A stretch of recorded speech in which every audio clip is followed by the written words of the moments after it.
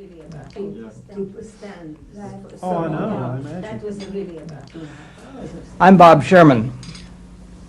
Across the table from me is Clara Rockmore and Nadia Reisenberg, except I always call them aunt and mother because it's simpler that way, since they happen to be. On the other side here is Robert Moog. Dr. Moog, his name is a household word now because of the synthesizer that bears it and many other electronic devices. And another doctor, Thomas Ray, with us. And Tom has made a study of electronic music, electronic instruments, and the whole historical pageant of it. So I don't know where to begin exactly, except to say that you two have found the theremin fascinating. I've accepted it as part of the house. I've grown up with it. It's been around. It's always been there, and I understand it. What is it that fascinates you, Bob? What do you find special about the theremin? It's very simple, technically, considering how musically rich it is. By musically rich, I don't mean you turn it on and it plays. I mean that a skilled musician can get an incredibly rich music out of it. And yet inside, it's one of the simplest devices I know. I began building theremins as an experimenter when I was a kid in high school. And I've been at it on an amateur and semi-professional basis ever since. If it's such a simple device, how is it that every time a tube goes out, there's a major crisis here because they were all made in 1942 and they can't be located anymore? I think I can answer that. That is because Professor Theremin was such a genius that he picked up whatever happened to be around. So his parts there are some of them obsolete or some of them could be handled to a frying pan for all I care, but he made it work. But it's very difficult to substitute. Clara, when did you first meet theremin? Under what circumstances? Well, I met Professor Theremin when he came to America to demonstrate the instrument. At that time, I was a very busy violinist, a pupil of Professor Leopold Auer, and I was fascinated by the aesthetic part of the instrument, the visual, the beauty, and the idea of playing completely without touching anything. That part was very fascinating to me. I also loved the sound of it.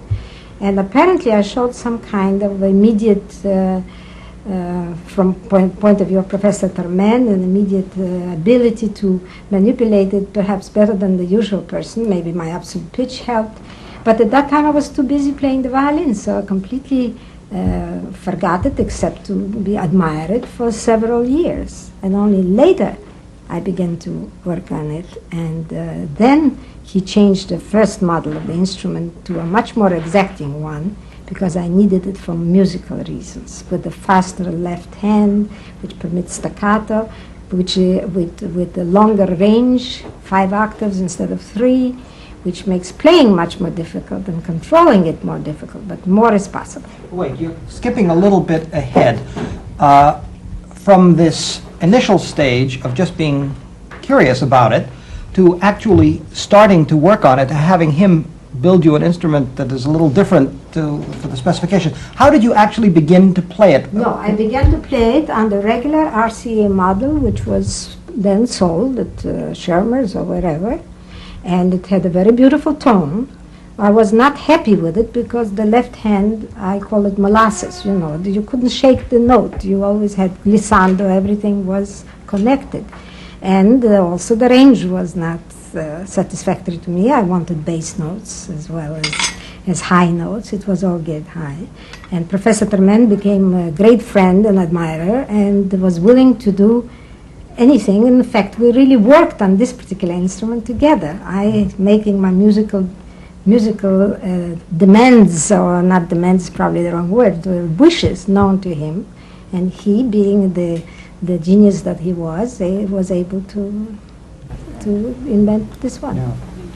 Bob Moog, how about the recording of the theremin? Is that going to pose special problems, do you think, in terms of the sound quality being electronically generated in the first place? No, in fact, an electronic sound is generally easier to record than an acoustic sound because we have more control over it.